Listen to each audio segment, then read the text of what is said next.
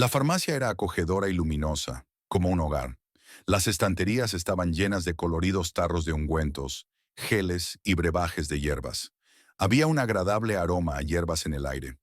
Las chicas que trabajaban en la farmacia atendían amablemente a los clientes, que siempre eran bastantes. En los últimos años, los remedios naturales eran muy populares. Mucha gente los prefería a los antibióticos. La empresa tenía una reputación impecable. Las hierbas para los medicamentos procedían de zonas ecológicamente limpias. Incluso se vendía miel natural. La directora, María, una mujer de unos 35 años, entró en la farmacia. Como siempre, estaba impresionante. Muchos hombres admiraban su aspecto. Sin embargo, el personal de la farmacia le tenía un poco de miedo. María era una directora muy exigente. Siempre escudriñaba las imágenes de videovigilancia, observando cómo interactuaba el personal con los clientes. Si no estaba satisfecha, les reprendía. Recompensaba los buenos resultados con primas, pero no dudaba en despedir a los malos. Los empleados la saludan amablemente, pero hoy María estaba de mal humor. Les hace una seña con la cabeza y les dice: Lucía, cuando termines con un cliente, ven a mi despacho. Eso solía significar problemas. Así que la chica se dirigió bruscamente al despacho de María.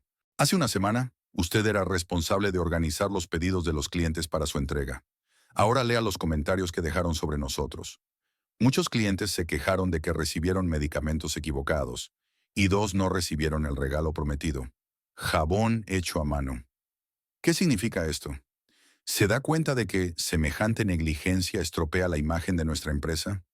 Por supuesto, resolví todos los problemas con los clientes, proporcionándoles repuestos y bonificaciones adicionales. Pero voy a tener que reprenderte. No toleraré esa actitud en el trabajo, dijo María con disgusto. La chica bajó la cabeza, no tenía nada que decir. La semana pasada estuvo realmente muy descuidada porque se había peleado con su novio. Lo siento, María, no volveré a cometer esos errores. Te lo prometo. Por favor, no me despidas. Mi novio y yo tenemos problemas económicos, le suplicó. María la miró atentamente y respondió: De acuerdo, no te despediré todavía. Nunca antes habías cometido un error así, pero es tu última advertencia. Este mes no recibirás ninguna bonificación. Si vuelve a ocurrir, me veré obligado a despedirte. En el trabajo debes concentrarte solo en tu trabajo. Se acabó. Puedes abandonar mi despacho. María encendió el ordenador y empezó a trabajar en las cuentas. Siempre tenía mucho trabajo. Su marido llevaba mucho tiempo promocionando farmacias, pero fue a María a quien se le ocurrió la idea de vender remedios naturales. Ahora llevaban el negocio juntos. Sus farmacias estaban repartidas por toda la ciudad, y los clientes podían incluso encargar productos por Internet. Era un negocio con bastante éxito.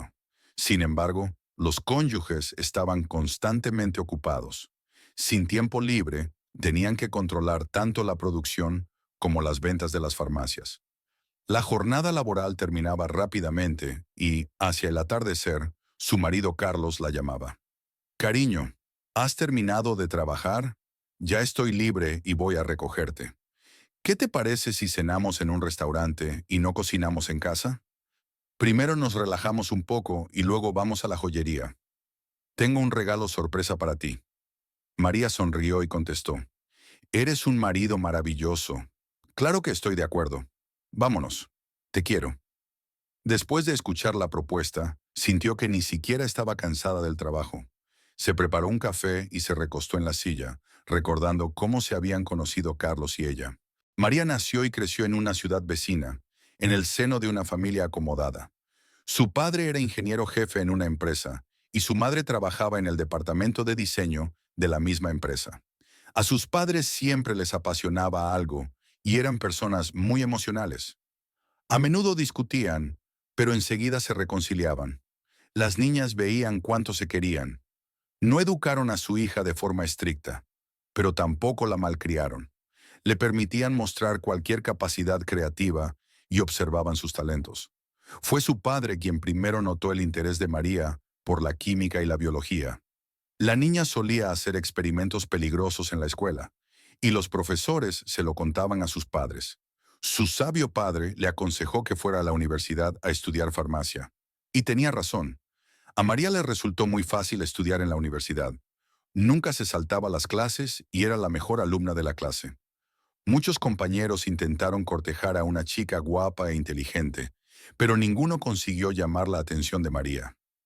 Por supuesto, a veces tenía citas o iba al cine con amigas, pero no pensaba en relaciones duraderas.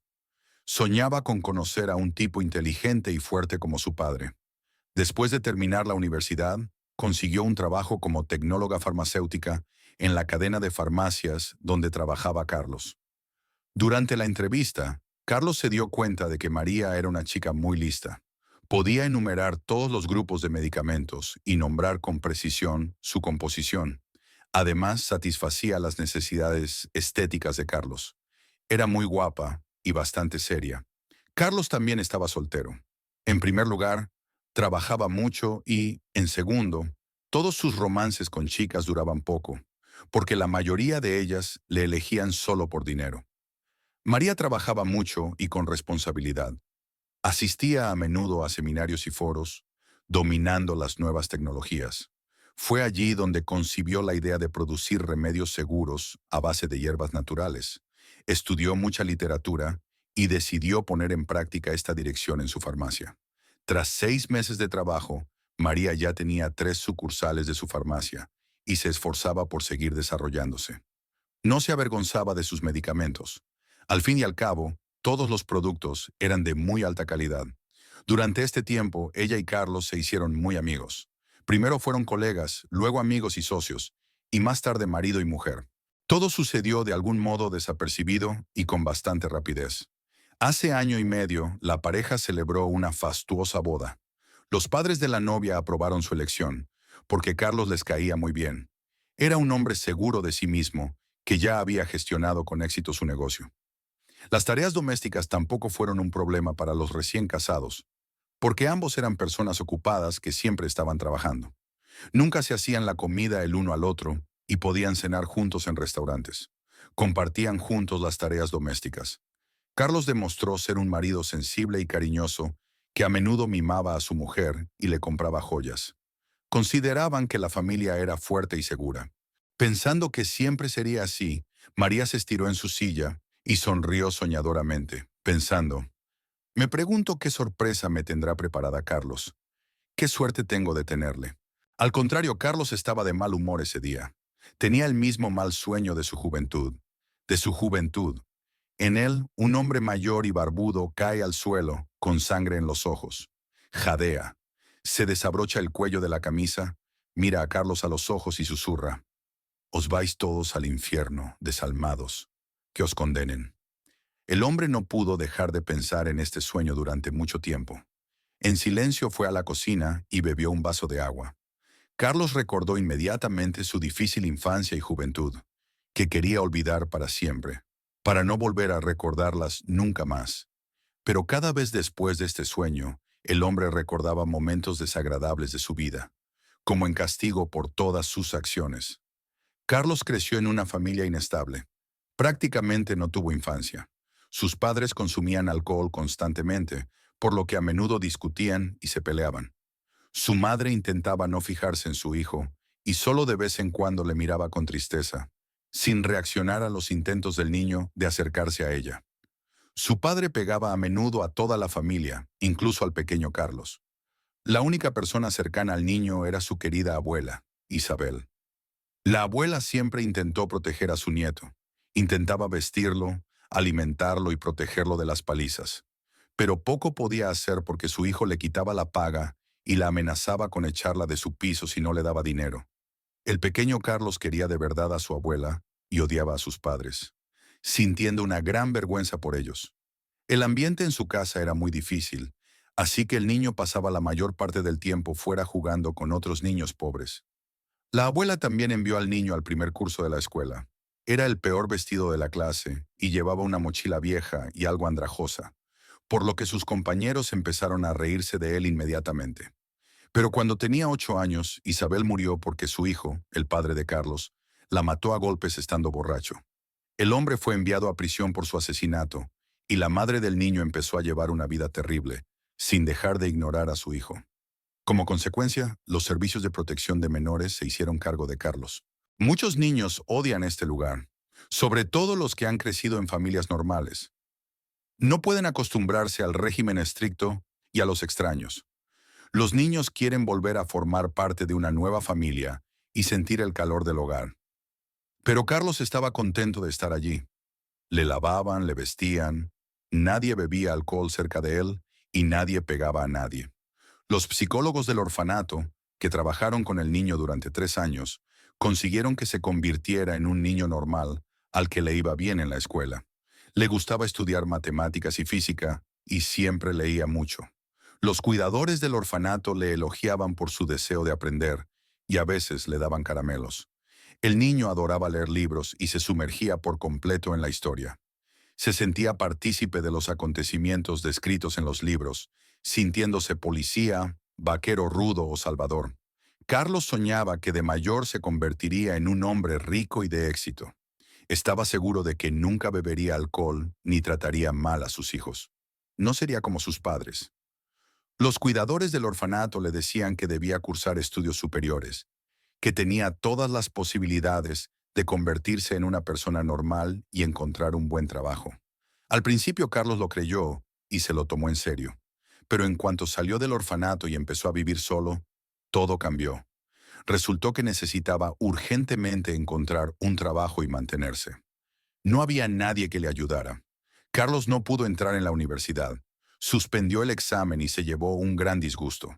Y sin estudios superiores, no podía encontrar un trabajo decente. Le ofrecieron un trabajo por el que prácticamente no le pagaban. El chico estaba muy enfadado y no podía entender cómo se puede conseguir algo si nadie da siquiera una oportunidad. Quería tener éxito de una vez, no trabajar para alguien por un sueldo mísero. Y entonces se encontró con sus amigos con los que solía pasar el tiempo en el patio. Javier y Manuel llevaban mucho tiempo en el punto de mira de la policía. Habían estado robando o quitando dinero a niños pequeños. Fueron estos amigos quienes sugirieron a Carlos que robara en una joyería. Hacía tiempo que querían hacerlo, y se enteraron de que en el edificio solo había un viejo maestro y no había cámaras ni guardias. Pero allí había muchas joyas de oro. Carlos dudaba y no se decidía a hacer semejante acto. No, chicos, no quiero involucrarme en algo así. ¿Y si nos pillan? Entonces iremos a la cárcel. ¿Y entonces cómo venderemos el oro robado? No quiero arruinarme la vida, protestó Carlos. Pero Manuel fue muy persuasivo. Carlos, ¿vas a traicionarnos? Siempre has sido incapaz de conseguir nada por ti mismo. Y siempre has tenido miedo de tu padre. Piénsalo, solo habrá un viejo en esta joyería. Ni siquiera lo tocaremos, solo lo asustaremos un poco. Nos taparemos la cara para que no se acuerde de nosotros. Tomaremos el oro y huiremos. Y ya está. Y es fácil vender el oro. Conozco un lugar donde nadie nos hará preguntas. Luego podéis empezar una nueva vida como queráis. O iros a otro sitio, depende de vosotros, siempre que tengáis el dinero. Pero si tenéis tanto miedo, basta con que os quedéis fuera de la joyería y os aseguréis de que no entre nadie. Eso fue lo que decidieron.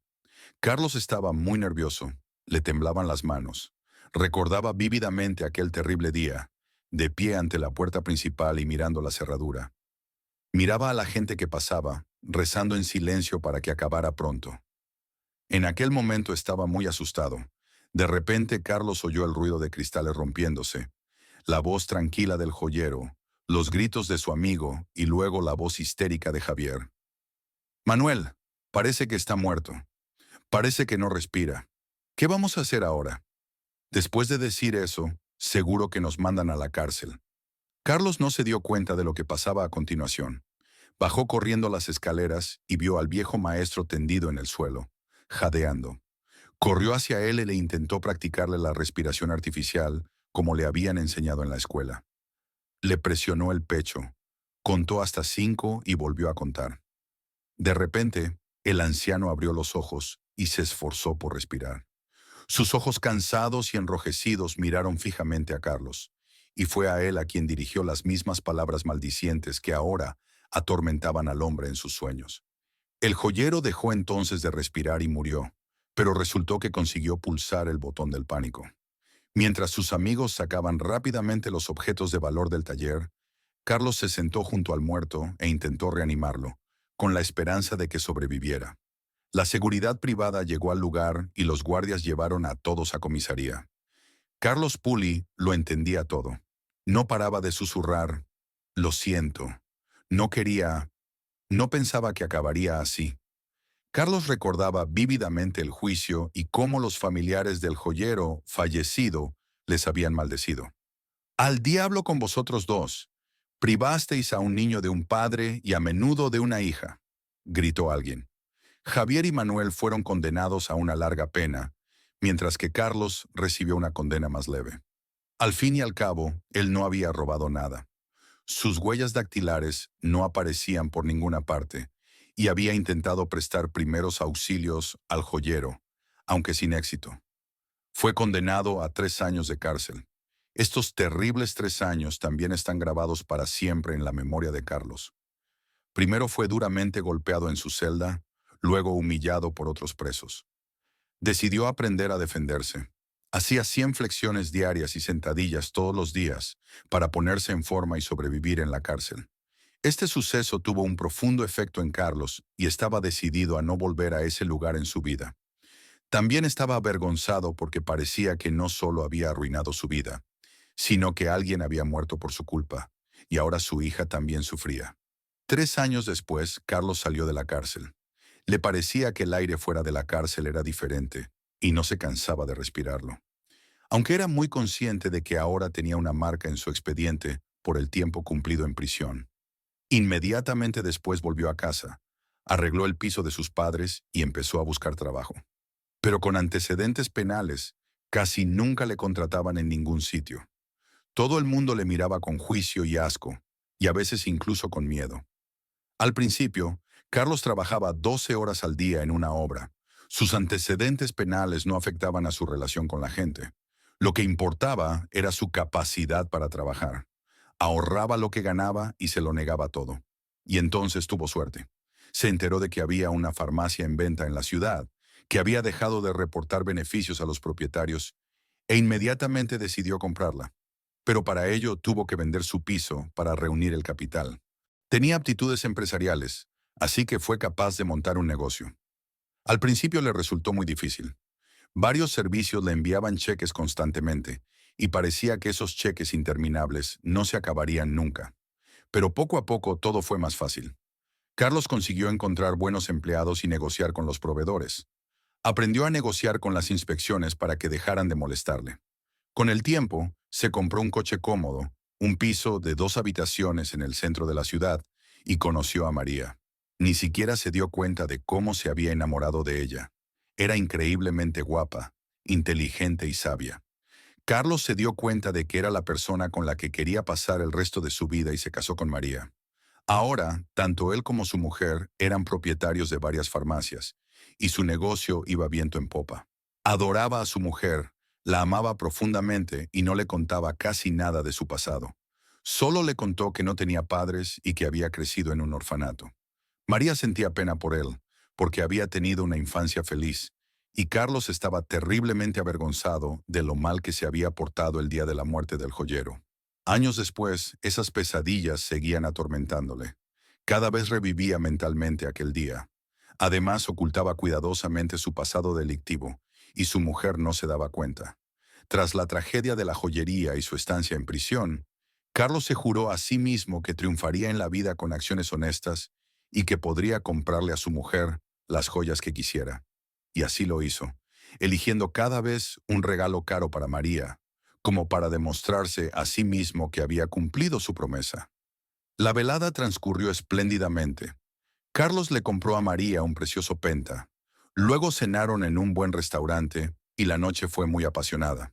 El hombre sintió cierta calma y volvió a sentirse un hombre completamente feliz. Una semana más tarde, su amiga Carmen vino a la oficina de María. Trabajaba como encargada en una de las farmacias y hacía poco que se habían hecho amigas.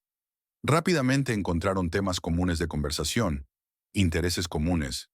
Carmen miró preocupada a María y le dijo, «María, no te pongas nerviosa, pero ayer estuve en una discoteca con un amigo y te vi con una chica joven. Parecían muy unidas, así que presta atención a eso. Creo que es su amante, Los he vuelto a ver hoy cuando llegaba tarde al trabajo. A lo mejor me equivoco, pero ha entrado en tu edificio con ella. María miró a Carmen y nerviosa le contestó. No seas tonta. Habrás visto a otra persona. Carlos y yo tenemos una relación estupenda. ¿Me quiere? No. No te creo. No quiero ni oírlo. No quiero ni oírlo. No quiero ir a trabajar. Carmen, tengo cosas que hacer. La chica salió del despacho, pero se dio la vuelta y dijo, bueno, pues no digas que no te avisé dónde está Carlos ahora. De todas formas, salió de la farmacia sobre las 9 de la mañana, y Carmen salió del despacho de su amiga. Ofendida María, empezó a preocuparse por las palabras de la chica. Recordó que últimamente su marido estaba muy distraído y distante. Puede que se olvidara de besarla o que no escuchara nada de lo que ella decía para tranquilizarse y no pensar demasiado. María decidió llamar a su marido y preguntarle dónde estaba ahora, pero él no contestó al teléfono. Era muy extraño. Normalmente su marido estaba siempre al teléfono, porque a menudo recibía llamadas de socios y colegas. Sin entender por qué, María decidió ir a casa y comprobar las palabras de su amiga. Se sentía inquieta y ansiosa. Intentó abrir la puerta, pero estaba cerrada. María empezó a buscar las llaves en el bolso, pero no estaban. ¿Qué me pasa? Nunca las había perdido y siempre las guardaba en el bolsillo del bolso. ¿Dónde están?, murmuró María nerviosa. Volvió a llamar al teléfono de su marido y al oír los largos pitidos, se dio cuenta de que el sonido procedía del interior del piso. María empezó a golpear la puerta con desesperación, haciendo sonar el timbre. Temía que le hubiera pasado algo a Carlos y que ahora estuviera inconsciente en el suelo. Por eso no podía abrir la puerta ni contestar al timbre. La mujer decidió pedir ayuda a un vecino que trabajaba como cerrajero y le pidió que abriera la cerradura de la puerta. De este modo consiguió entrar en el piso. En el pasillo olió el aroma floral y especiado de un perfume femenino desconocido y tuvo miedo de seguir entrando en la habitación. Aún así, María entró en el dormitorio y vio el teléfono de su marido sobre la cama, con más de 20 llamadas perdidas de ella y una de un abonado desconocido. María decidió marcar ese número e inmediatamente oyó una agradable voz femenina. Cariño, ¿por qué me asustas tanto? ¿Por qué no contestas a mis llamadas? Ya he llegado a casa. Me gustó mucho pasar tiempo contigo. Recuerdo con qué pasión me besaste durante nuestra intimidad. ¿Cuándo volveremos a vernos? Estoy tan cansada de que pases más tiempo con esa vieja que conmigo. ¿Y quién eres tú, jovencita?, preguntó María. La chica guardó silencio al principio, y luego declaró con descaro que era su esposa. ¿Y quién eres tú? ¿Y por qué tienes su teléfono? María se asombró de la insolencia de la chica, y contestó con rudeza. Yo soy su mujer y Carlos es mi marido, y te pido que no le llames más. La chica comprendió, pero no colgó, sino que gritó. Menos mal que ahora hablo contigo. Amo a Carlos y él me ama a mí. Déjalo ir y no lo tortures. Me ha dicho lo cruel que eres. Después de decir eso, la chica colgó el teléfono y María no supo qué hacer a continuación. Con la boca abierta trató de darse cuenta de lo que había oído. Luego se derrumbó en la cama y rompió a llorar porque le dolía mucho. Hacía solo 1 año y medio que se habían casado y él ya tenía un amante. Resultó que se habían visto más de una vez, y entonces María vio algo brillante debajo de la silla y sacó de allí un pendiente de mujer. La mujer estaba tan enfadada con su marido que empezó a tirar sus cosas en su maleta, rompiendo y pisoteando algunas de ellas. Le despreciaba. Luego arrancó la ropa de cama con asco y la tiró a la papelera. La idea de que Carlos pasara tiempo con su amante aquí mismo, en su cama, era insoportable. Simplemente insoportable. Así que la mujer cambió las cerraduras del piso y puso las maletas y pertenencias de su marido en el pasillo. Y empezó a llorar de nuevo, sin saber cómo seguir viviendo. Por la noche, María oyó que alguien intentaba abrir la puerta. Saltó rápidamente al pasillo y dijo bruscamente, ¿por qué has vuelto? Por mis cosas. Aquí las tienes. Cógelas y vete con tu amante. Te está esperando ansiosamente. María, ¿de qué estás hablando? Piensa en tus palabras. ¿Qué amante? No tengo a nadie y nunca he tenido a nadie. Solo te amo a ti. ¿Qué te pasa?, preguntó sorprendido su marido. La mujer se enfadó mucho y golpeando a Carlos en la cara, le dijo, eres una persona despreciable. Me mientes descaradamente y ni siquiera te avergüenzas. Hoy has traído a casa a tu hijita. Toma. Perdió su pendiente en nuestro dormitorio. No soporto verte. Nos vamos a divorciar. Y no vuelvas nunca por aquí. Carlos tampoco mordió el anzuelo y frotándose la cara, replicó bruscamente. Bueno, ya sabes, ahora no eres tú mismo. ¿Qué te pasa? En realidad es nuestro piso compartido. De momento me quedaré en el hotel hasta que te calmes. Pero luego, con suerte, podremos tener una conversación normal, sin berrinches. Carlos se fue cogiendo sus cosas. Se dio cuenta de que intentar hablar con su mujer ahora era completamente inútil. Carmen, tenías razón, pensó. Carlos me está engañando. ¡Qué hombre más vil! Ahora no puedo quedarme en casa. Me siento fatal. ¿Puedo ir a verte?, gritó María, llamando a su amiga. Dios mío, esto es horrible. Claro que puedes venir. Estoy en casa. No te preocupes, no llores. Te estoy esperando. María lloró en casa de su amiga y se sintió un poco mejor. Carmen le dijo con firmeza, no le perdones, divórciate y divide todos los bienes por la mitad. Si no, te seguirá engañando y volverás a sufrir. Y te buscaremos un buen marido. Resulta que conozco a un soltero decente. No voy a buscar a nadie. No necesito otro hombre. Está bien, me iré a casa. Es tarde y mañana tengo que trabajar. Aunque no tengo energía ni ganas. Un amigo sugirió de repente, pues no vayas a trabajar mañana. Vete al campo, descansa allí, piensa qué hacer a continuación. Tu negocio no sufrirá durante una semana. Tal vez tengas razón. No veo cómo puedo trabajar con Carlos ahora. Necesito estar sola para pensar las cosas.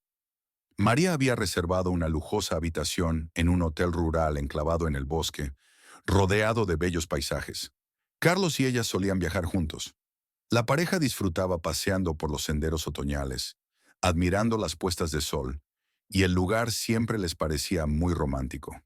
Al ir al hotel, María pensó que podría relajarse, mimarse con procedimientos cosméticos y una visita a la sauna. Pero todo cambió. Su estado empeoró. Tenía náuseas constantes, dolores de cabeza y no podía deshacerse de los pensamientos negativos. Carlos la llamaba varias veces al día, pero ella no contestaba. No quería oír más mentiras. En lugar de una semana de vacaciones, la mujer aguantó 4 días en el hotel y volvió a casa. No sabía qué hacer a continuación. El viaje no sirvió para calmarla. María decidió ir al médico porque no mejoraba, aunque pensaba que todo se debía al estrés. Enhorabuena, señora. Está usted embarazada de unas 4 semanas. ¿Mantenemos el embarazo a su edad? No le aconsejo que lo interrumpa. Puede que le resulte difícil concebir más adelante. El médico le explicó su estado. María, conmocionada, salió de la consulta sin decir nada. Esta noticia la asustó aún más. ¿Por qué me he quedado embarazada justo ahora? Si lo hubiera sabido hace una semana, me habría puesto eufórica. ¿Y ahora qué hago? ¿Divorciarme y privar al niño de un padre? ¿O abortar? Es tan complicado, pensó. Le parecía que todos los problemas habían surgido al mismo tiempo. Los problemas también habían empezado en el trabajo. Las ventas habían caído en picado, los ingresos eran muy bajos, y María no encontraba la causa. Al parecer, alguien de su plantilla estaba filtrando recetas patentadas a la competencia y dejando malas críticas sobre sus farmacias en Internet. Pero, ¿quién era esa persona? Aún no podía darse cuenta de lo mucho que echaba de menos el apoyo de su marido, sus palabras amables, sus abrazos suaves y sus buenas decisiones. María empezó a preocuparse porque Carlos llevaba una semana sin aparecer. ¿Qué le había pasado? ¿Dónde había estado? Sentía celos y resentimiento constantemente, lo que le impedía concentrarse en su trabajo. Así que la mujer decidió no divorciarse de inmediato, sino ponerse en contacto con un abogado de familia. Notario Rogan. Habían trabajado con él durante mucho tiempo. Por lo tanto, ella podía confiar en este hombre. Nunca le cuenta nada a nadie y sin duda le aconsejará qué hacer a continuación y cómo dividir los bienes tras el divorcio. El encuentro tuvo lugar en una acogedora cafetería. María le cuenta emocionada sus problemas, la infidelidad de su marido y le pide consejo. Rogan la escuchó atentamente y, frunciendo el ceño, le contestó: Déjame decirte una cosa, María. No sé exactamente qué pasó entre tu marido y tú, pero estoy bastante seguro de que no te engañó. Voy a actuar de forma poco profesional para un abogado y revelarte el secreto de otra persona. Tienes derecho a saberlo. El hecho es que Carlos vino a verme hace poco e hicimos un testamento que dice que absolutamente todo lo que posee ahora te pertenecerá a ti cuando muera. ¿Me oyes? Absolutamente todo. Bueno, si tuviera un amante, ¿haría eso? Nunca me he encontrado con un caso así. ¿Por qué decidió escribir un testamento en primer lugar? Todavía es relativamente joven y saludable. ¿O hay algo más que no sé? ¿Le pasó algo a Carlos? Entonces dímelo. No te quedes callado. La mujer respondió sorprendida. Sí, seguramente no lo sabe todo y pediría que no le contara nada. Pero no puedo. Está gravemente enfermo y se ha enterado hace poco, así que ha hecho testamento. Está disgustado y no sabe qué hacer, ¿sabes? No quiere recibir tratamiento y hacer todo lo posible para mejorar. Te quiere, María, y está muy disgustado por vuestra ruptura. Me pediste consejo. Pues aquí lo tienes. Tienes que reunirte con Carlos y hablarlo todo con calma, sin emociones ni escándalos. No te precipites en el divorcio. Cálmate. Tienes una familia muy buena y no deberías tomar estas decisiones por emociones. Ahora si me disculpas, tengo que irme. Tengo mucho trabajo que hacer. Rogan el abogado salió del café y María se quedó sentada intentando procesar lo que acababa de oír. Todo el odio y la rabia que sentía hacia su marido se habían desvanecido en alguna parte. Decidió que, aunque Carlos la hubiera engañado, estaba dispuesta a perdonarle. Al fin y al cabo, tenía que darse cuenta de su error y querer volver con ella. Tenían que intentar empezar de nuevo. Su ser más querido estaba en apuros y ella tenía la obligación de ayudarle. María marcó con decisión el teléfono de su marido y él contestó inmediatamente. Exhaló y dijo en voz baja, «Hola Carlos, estaré en casa en una hora. Ven, tenemos que hablar de todo». El hombre se llenó de alegría, pues echaba mucho de menos a su mujer y sinceramente no entendía de qué era culpable. Así que contestó, «Hola amor, por fin me has contestado. Voy para allá». «Espérame». Su encuentro resultó muy emotivo. Sin decir una palabra, se abrazaron y lloraron durante mucho tiempo. Luego hablaron toda la noche en la cocina. Finalmente Carlos decidió contarle a María su problemática infancia, el robo e incluso su estancia en prisión. «Sabes, esta historia me persigue. Realmente soy culpable de ello, pero nada más que eso. Te juro que nunca te engañé. El día que tuvimos nuestra pelea, de hecho, olvidé mi teléfono en casa e hice recados hasta la noche. Y cuando llegué a casa, casi me matas. ¿Y por qué? Todavía no puedo entenderlo. No sé quién me llamó. No sé cómo acabó el pendiente de esa mujer en nuestro piso, ni de quién es. Ahora empiezo a entender algo. Alguien deliberadamente quería crear problemas entre nosotros. Recuerdo perfectamente que la víspera de la jornada laboral tenía las llaves en el bolso, y cuando llegué a casa no las encontré. Parecían haber desaparecido. Tuve que forzar la cerradura de la puerta. Al principio pensé que las había perdido yo, pero resultó que alguien me las había robado a propósito y había hecho todo esto. Pero, ¿quién haría eso? Los rivales de negocios no estarían interesados en nuestras disputas familiares, y nuestra familia no tiene enemigos. Es todo muy extraño, pero eso no es lo que me preocupa ahora. Carlos, ¿por qué no me dijiste que estabas enfermo? ¿Somos extraños el uno para el otro? ¿Por qué decidiste todo por nosotros dos? Definitivamente deberías recibir tratamiento. ¿Cuál es tu diagnóstico?, preguntó María. El hombre suspiró pesadamente, sacó de su maletín un papel con los resultados de las pruebas y se lo entregó a su mujer. Todavía no me lo creo. No sentí nada malo y sigo sin sentirlo. Ni tos, nada de nada. Lo descubrí durante mi radiografía anual. Y cuando los médicos me dieron los resultados y me enviaron a la clínica oncológica, me quedé de piedra. María, no tiene sentido ir allí. No quiero someterme a quimioterapia para morir de todos modos. Si voy a morir, que así sea. No sabía cómo decírtelo, sobre todo después de la pelea que acabamos de tener. Así que pensé que lo mejor sería que no supieras nada. Con el informe médico en las manos, María empezó a gritar, «Dios mío, qué estúpido eres. ¿No te das cuenta de que te quiero y te necesito? No importa si estás sano o enfermo. Yo no estoy bien sin ti, Carlos, y estoy embarazada. ¿De verdad quieres dejar a tu hijo sin padre? Tienes a alguien por quien vivir y te estás rindiendo prematuramente. Mañana por la mañana iremos juntos a la clínica. Te harán un chequeo completo y nos pondremos juntos en tratamiento. ¿Me oyes? Estaré a tu lado. Te ayudaré y te apoyaré. El cáncer no significa que no tengas que hacer nada y esperar a morir. Muchas personas con cáncer viven muchos años. Solo tienes que creer en ello. Carlos empezó a abrazar a María y a besarla, diciendo, «Esta es la mejor noticia que he oído en días. Ahora voy a hacer todo lo posible para ponerme mejor. Pero ¿qué vamos a hacer con el trabajo? Nuestro negocio no va bien ahora. Y ahora necesito tratamiento. Y no puedes estar nervioso. ¿Por qué ha ocurrido todo a la vez?» María tranquilizó a su marido. «Sí, tienes razón. Es como si alguien estuviera saboteando deliberadamente nuestro negocio. He intentado encontrar a esa persona, pero hasta ahora sin éxito. Pero lo más importante ahora es nuestra salud. Mañana por la mañana iremos juntos a la clínica, y ahora prepararé la cena para nosotros. Tendrás huevos revueltos y bacon. He estado tan preocupada por nuestra ruptura que ni siquiera recuerdo la última vez que hice la compra, y en la nevera solo hay huevos. Claro, haré una tortilla e iré a la tienda. Qué bendición que hayamos hecho UP. María nunca más se atreverá a pensar mal de mí. Tenemos que confiar el uno en el otro y proteger a nuestra familia, nuestra causa común. Entonces haremos frente a todo. Soy una mujer tan estúpida que casi destruyo a mi familia. No, ahora estoy segura de que quiero mucho a Carlos y no necesito a nadie más que a él. Al día siguiente, María llevó a su marido a la clínica y encontró un médico muy bueno. Empezaron a hacerle pruebas, un TAC, una radiografía de tórax y ahora estaban esperando los resultados.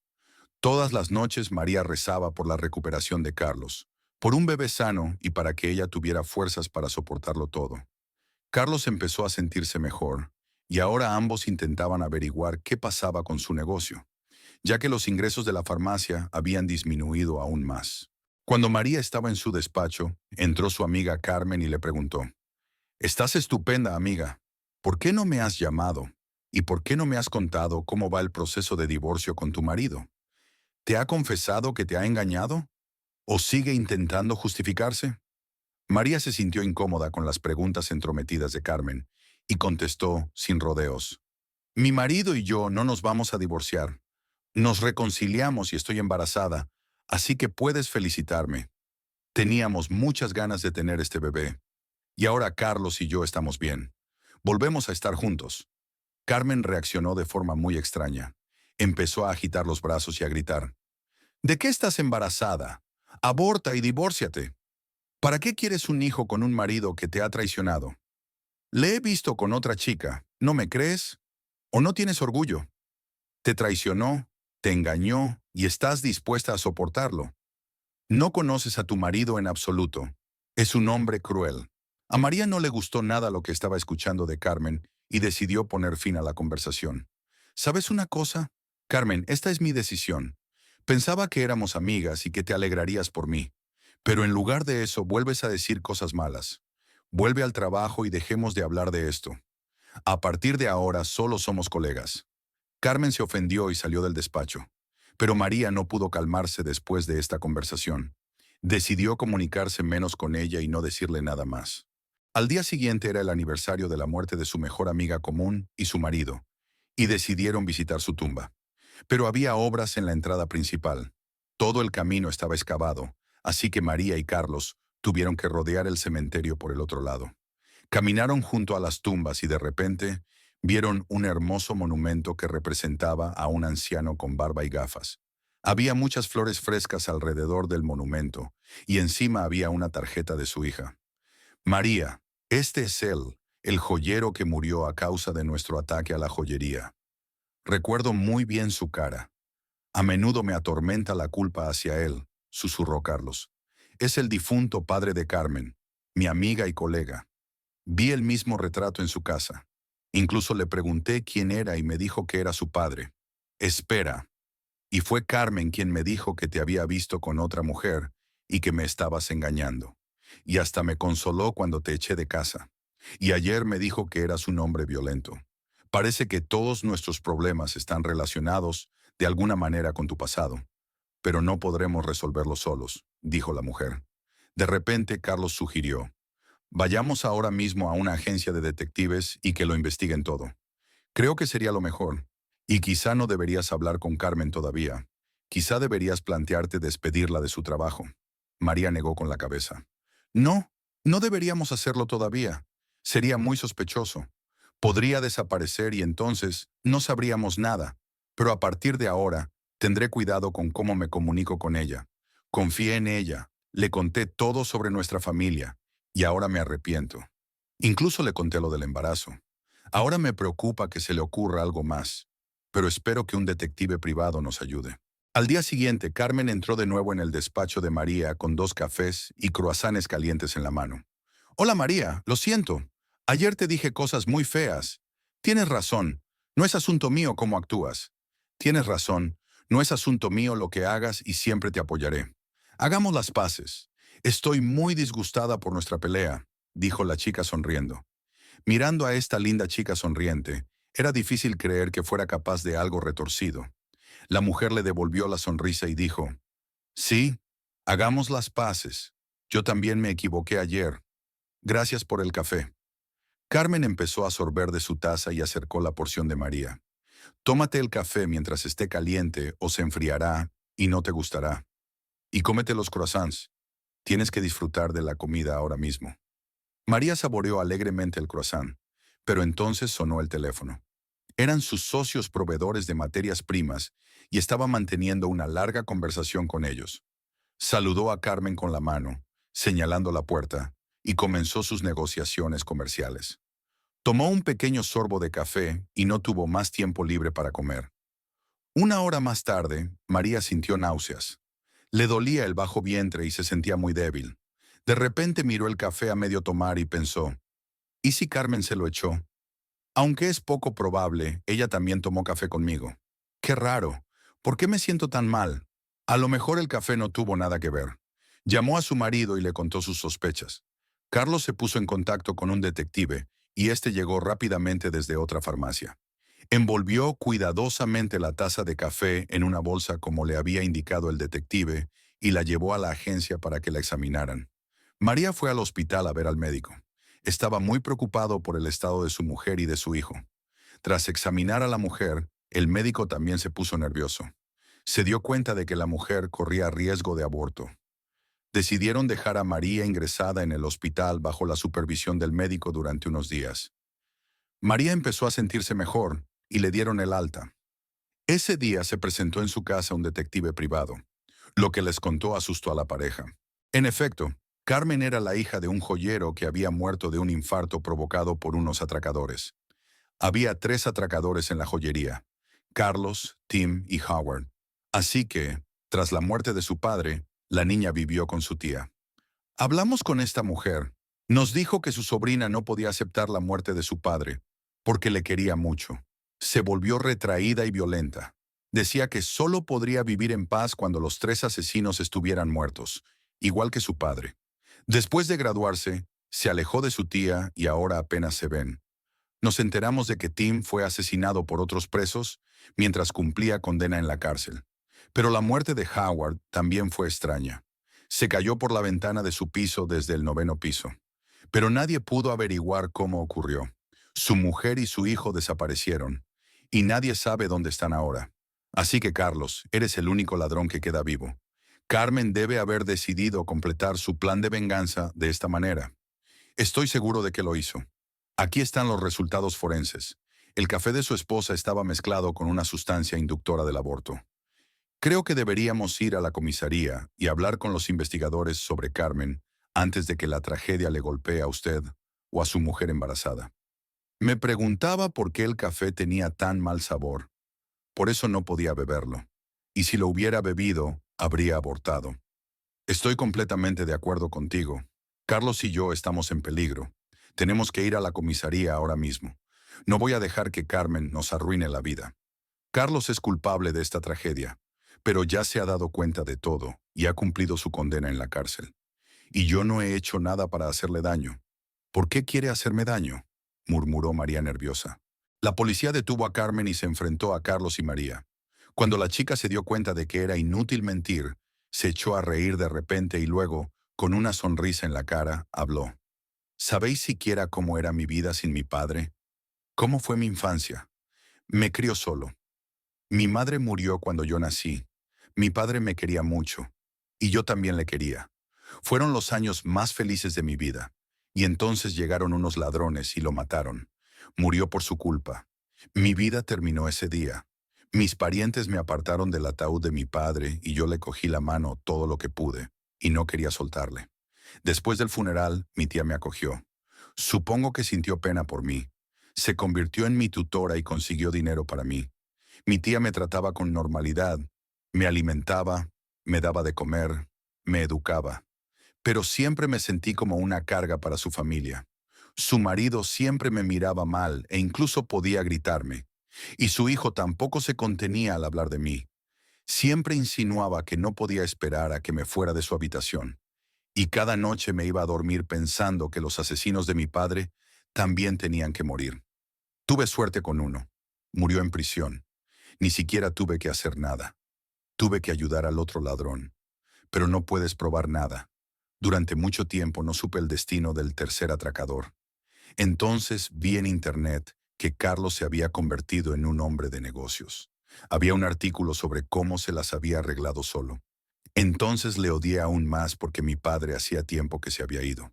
Carlos arruinó mi vida, y él mismo se convirtió en un hombre de negocios. Y supe que tenía que actuar. Acepté un trabajo con él, me hice amigo de su mujer y decidí arruinar tu vida familiar. Me alegré mucho de verle en problemas de negocios porque pasaba datos a la competencia. Y ahora Carlos está en bancarrota. Realmente quería que sufriera, cuando perdiera al bebé, y lo habría conseguido.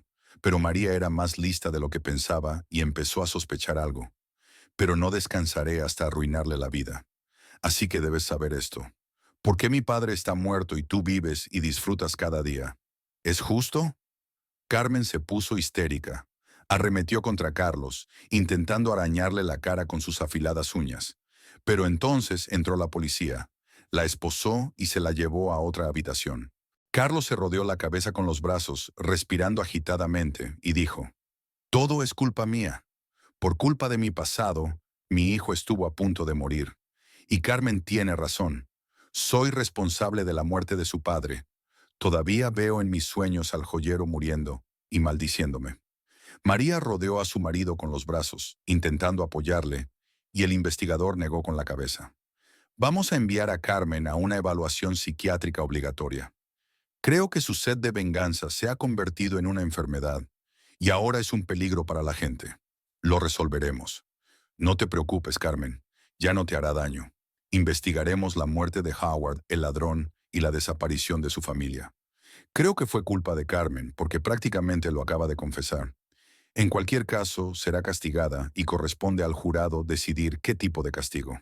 Carlos salió del despacho del investigador completamente confuso, sintiéndose aún más culpable que antes. Subió a su coche y, arrepentido, dijo, «María, soy una mala persona. Carmen podría haber crecido y ser una buena persona, pero por mi culpa y la de mis amigos, ahora está enferma y obsesionada con sed de venganza. Creo que mi enfermedad es una venganza. Es un castigo por mis acciones. Si supieras cuánto lamento haber accedido a todo esto entonces. Pero ya no se puede cambiar nada. Pero nada se puede cambiar ahora, Carlos. No tienes que culparte tanto. Ya has cumplido tu condena en la cárcel y te has dado cuenta de todo.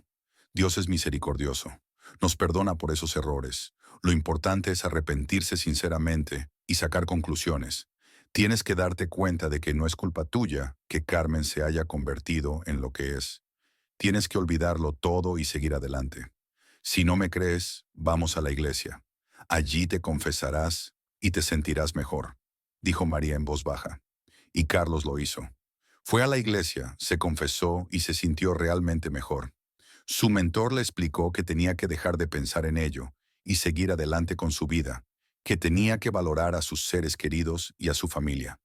Y prometió rezar por el alma de Carmen. Pronto la pareja fue invitada a la clínica, donde los médicos estaban listos para anunciar todos los resultados de las pruebas.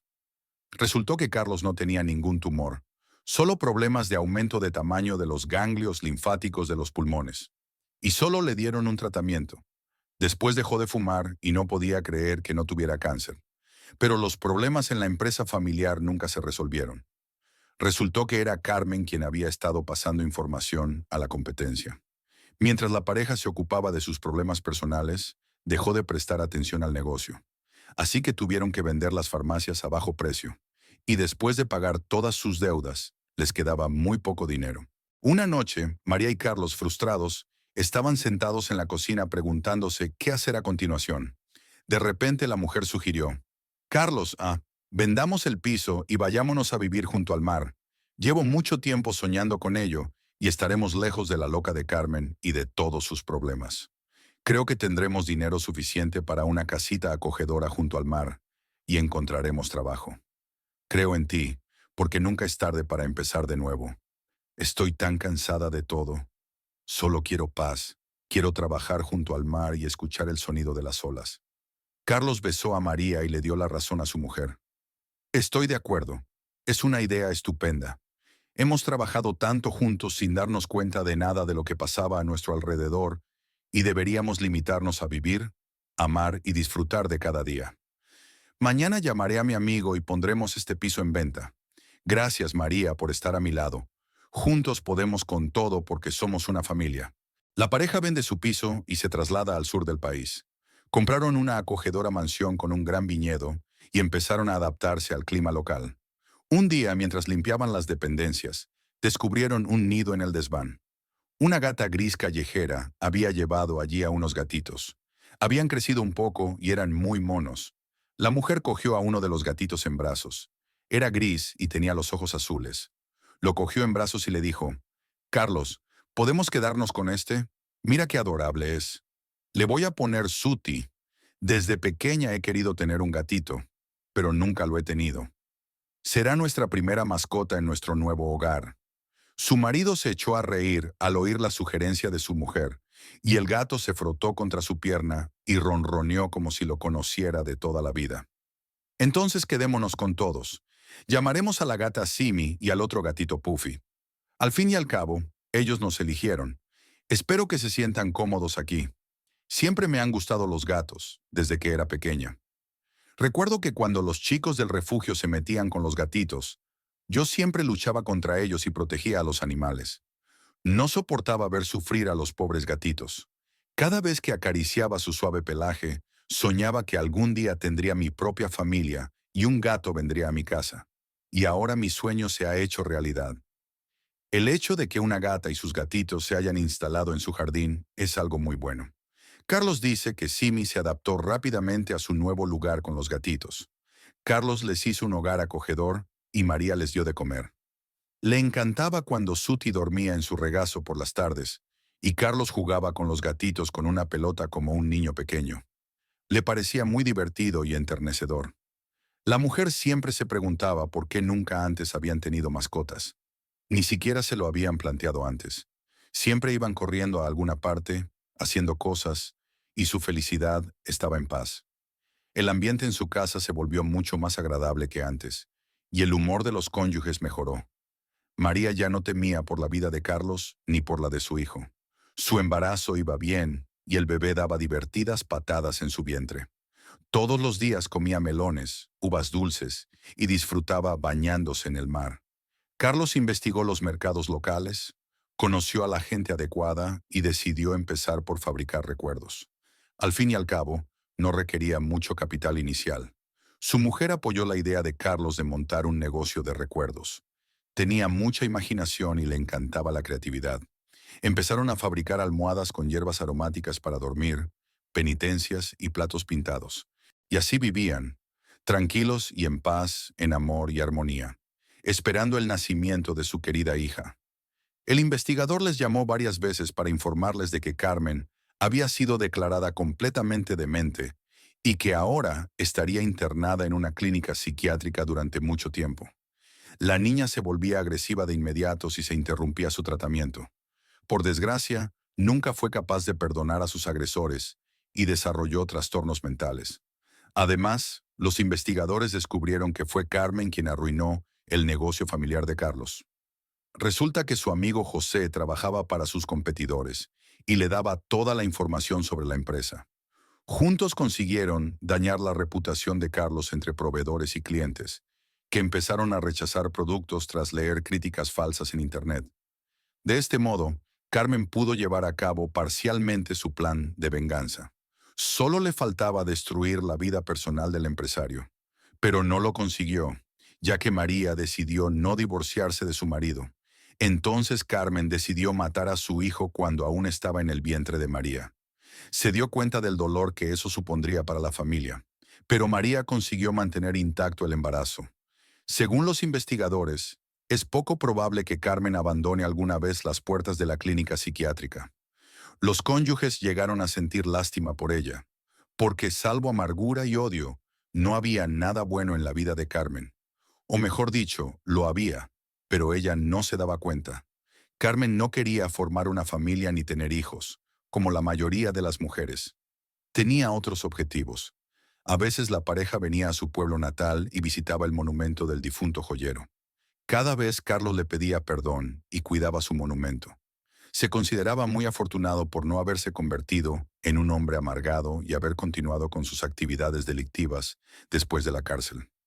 En lugar de eso, encontró el amor y construyó una familia fuerte. Aquel error de juventud se convirtió para él en una lección para toda la vida, un recordatorio de lo que nunca se debe hacer. María dio a luz a una hija maravillosa, Ángela, en la fecha prevista. Carlos estaba muy nervioso en la sala de partos, esperando a que María diera a luz.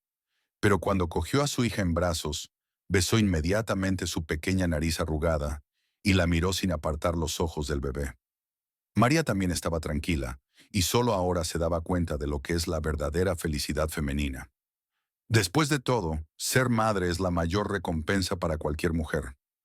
Cuando le dieron el alta en el hospital, sus padres vinieron a visitarla, y todos se alegraron de la llegada de su nieta, siempre con ella en brazos. Carlos respetaba mucho a los padres de María, porque nunca había tenido unos padres tan cariñosos. Por eso los padres de María se convirtieron en su familia. A Carlos le gustaba ir a pescar con el padre de María, y más tarde las mujeres freían las capturas en una sartén grande, espolvoreándolas con hierbas frescas, hasta conseguir una apetitosa costra dorada. María nunca lamentó haber perdido su próspero negocio de farmacia, aunque ahora vivían mucho más modestamente que antes. En su familia reinaban el amor y la paz. Además, María pensaba a menudo que si Carmen no hubiera empezado a destruir su cómoda vida, quizá nunca se habrían atrevido a cambiarla. Muchas gracias por vernos, un like y una suscripción serían muy apreciados. Esperamos verle de nuevo.